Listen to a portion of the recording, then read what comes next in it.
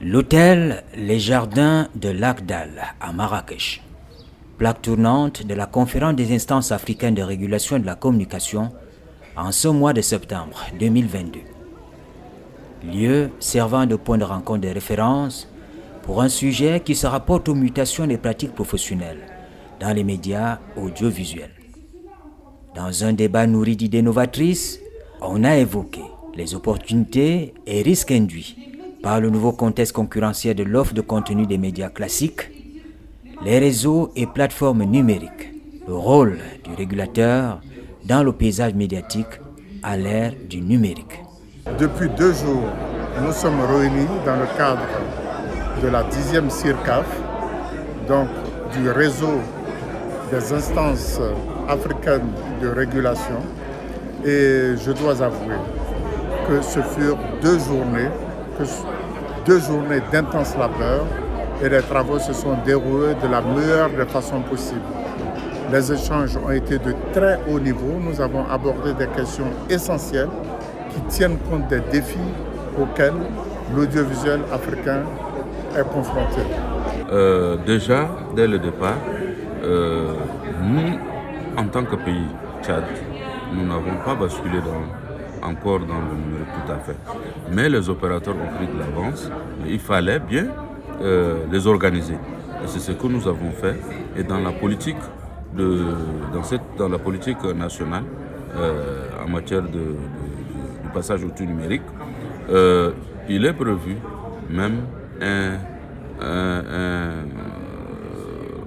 des distributeurs, des éditeurs de programmes et un multiplexeur. Donc le multiplexeur devra être issu du privé et public.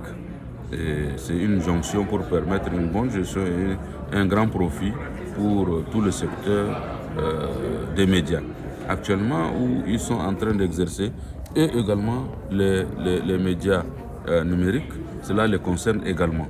Cela permet en réalité de surmonter certaines difficultés de zones d'ombre qui ne sont pas couvertes, par exemple par les médias publics, qui sont obligés en réalité de couvrir l'ensemble du territoire national. Malheureusement, ce n'est pas tout le temps le cas et on se retrouve confronté à des difficultés que, par exemple, la télévision numérique peut couvrir si cela est accompagné par des radios et accessible par tout moyen. Je me suis demandé, est-ce qu'en 2 jours, nous pourrions débattre de tous ces enjeux avec une si grande dimension, de rattraper cette évolution numérique, cette transition qui s'est faite tout d'un coup. Qu'est-ce que nous, pays africains, pouvions faire rapidement dans un laps de temps pour nous mettre à jour, nous mettre au niveau? Et tenez-vous bien, imaginez-vous que je ressors satisfait. Les débats ont été très riches, très enrichissants. Et nous avons même décidé de sortir du complexe, de sortir l'Afrique du complexe, de ne pas toujours subir. Nous avons décidé de mettre en place des plateformes dans lesquelles nous allons réfléchir, puisque aujourd'hui, lors de la séance, nous avons parlé de la migration de l'analogique au numérique, de la télévision numérique terrestre, la TNT. Et un de nos collègues a rappelé que c'est une norme qui a été définie par l'Union internationale des télécommunications et la date limite, la première date qui avait été donnée était de 2015. Après, ils l'ont repoussé à 2020, maintenant c'est 2025. Et nous devons savoir que nous devons rapidement, les pays qui n'ont pas encore migré doivent le faire. Après, nous avons parlé des stratégies par rapport à cette nouvelle denrée qui est là, la nouvelle denrée qui est donc le contenu numérique.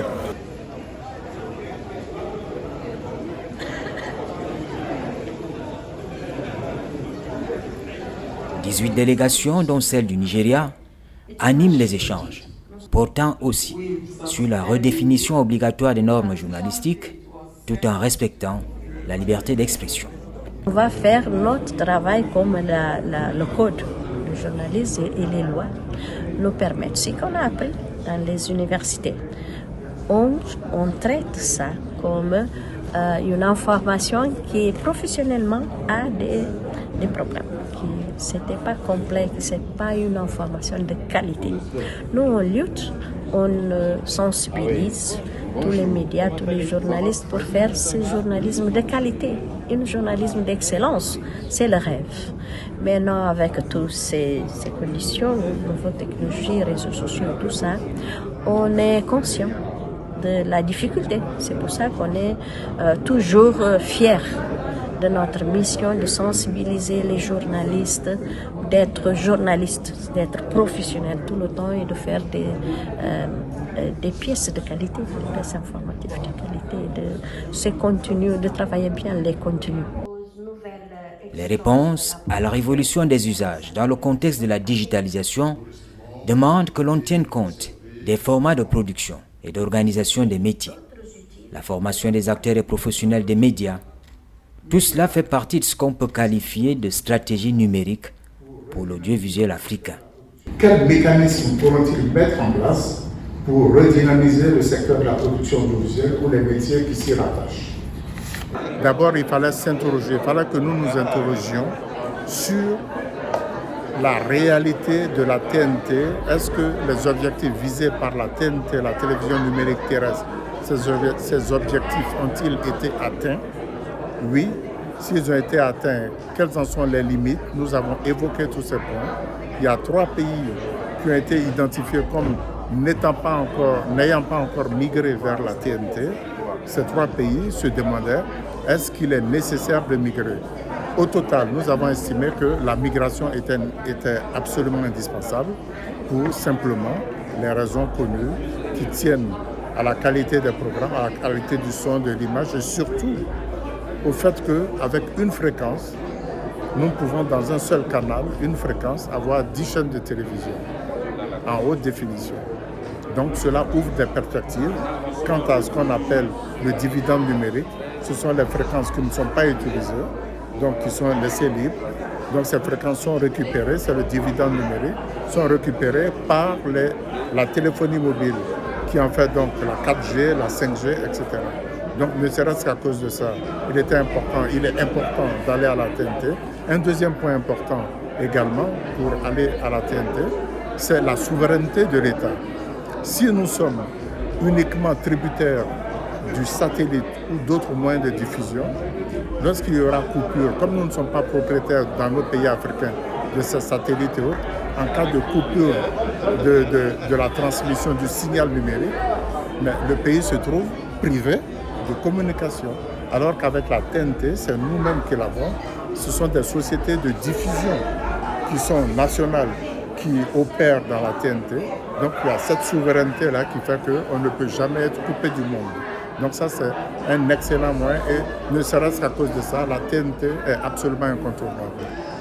Textuel, photographique, sonore et vidéo. Pour faire face à la concurrence, les producteurs doivent proposer des contenus compétitifs et les organes de régulation doivent y veiller. Nous avons en matière d'Internet, parce que quand on parle de contenu numérique, on parle automatiquement d'Internet. Nous avons ce qu'on appelle dans chaque pays les points GN, les points de nommage Internet. Il faut que chaque pays ait son point de nommage localement.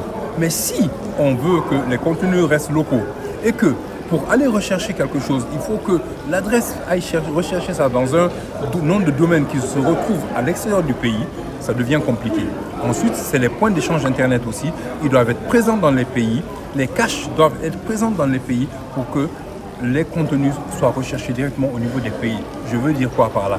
Lorsque nous prenons YouTube, nous prenons TikTok ou quoi d'autre, il faut qu'il y ait des caches locales pour que les produits qui sont faits localement, que l'internaute, les gens qui utilisent ces contenus, n'aillent pas à les rechercher dans des serveurs à l'extérieur, mais plutôt qu'ils retrouvent ces serveurs localement. Ça, c'est donc une autre réflexion que nous allons pousser. Et c'est tout ça, nous en avons débattu lors de cette conférence et j'en sors réellement très satisfait. La transformation numérique, l'évolution technologique imposent aux Africains des partenariats efficaces et productifs. Nous constatons qu'il y a beaucoup de problèmes que nous rencontrons à cause de cette évolution technologique. Beaucoup de régulations en Afrique ont été créées quand il n'y avait pas l'avènement des réseaux sociaux. Maintenant, avec les réseaux sociaux, qu'est-ce que les régulateurs que nous sommes doivent faire par rapport aux problèmes qui surgissent partout à travers le continent et même hors du continent, parce que ce n'est pas un problème africain, c'est un problème du monde. Numérique en tablant notamment sur la proximité, sur l'écoute des citoyens, sur le respect de la diversité culturelle et religieuse qui est propre à nos sociétés africaines. Et donc l'enjeu finalement c'est de servir à travers la promotion de la régulation des médias sur le continent, de servir les attentes des sociétés africaines, notamment en termes de souveraineté médiatique et de renforcement de la capacité de production des médias audiovisuels, parce que la bataille de demain sera la bataille du contenu.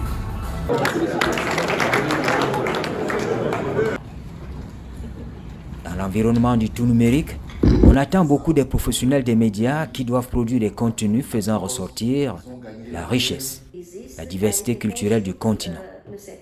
On attend des instances de régulation de la communication d'Afrique de veiller à ce qu'il y ait ce lien affectif entre les médias et le public dans le respect des souverainetés étatiques, le respect de l'éthique.